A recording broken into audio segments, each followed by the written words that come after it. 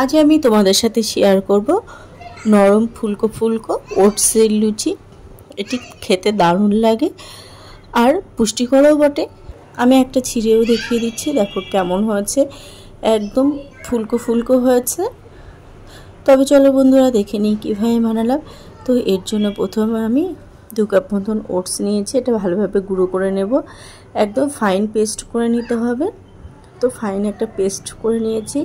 এরপর একটা মিক্সিং বোলের মধ্যে নিয়ে নিলাম 2 কাপ ওটসের আটা আর দিয়ে দিলাম 1 কাপ আটা। তোমরা চাইলে এখানে কিন্তু ময়দাও নিতে পারো।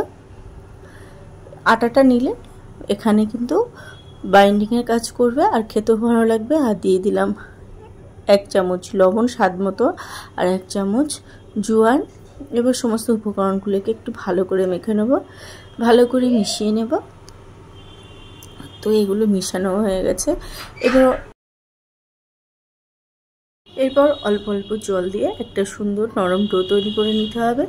অল্প অল্প জল দিয়েই করতে হবে, না হলে কিন্তু একেবারে জল দিলে এটা একদমই নরম হয়ে যাবে।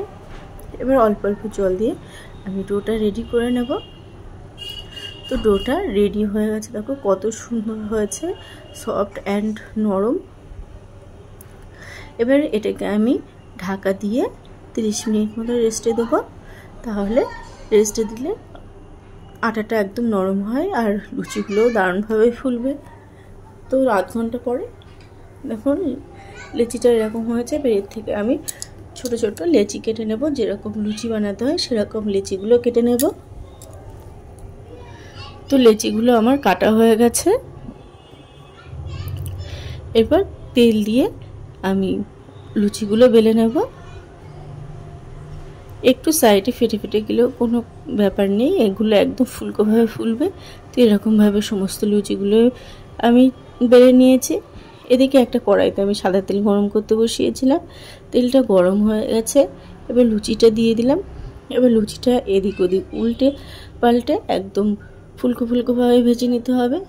তো তেলের মধ্যে দেওয়ার সঙ্গে সঙ্গে দেখো লুচিগুলো ফুলে উঠেছে। এটা হয়ে এসছে, নামিয়ে নিলাম। এরকমভাবে বাদ বাকি লুচিগুলো আমি তৈরি করে নেব। লুচিগুলোর ওপরে একটু কিন্তু চাপ দিলে খুব সহজেই কিন্তু ফুলে ওঠে।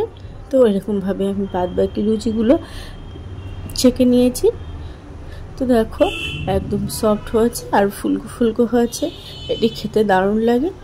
আজ এই পর্যন্তই, আবারও হাজির হব অন্য কোনো রেসিপির সাথে। সবাই ভালো থেকো।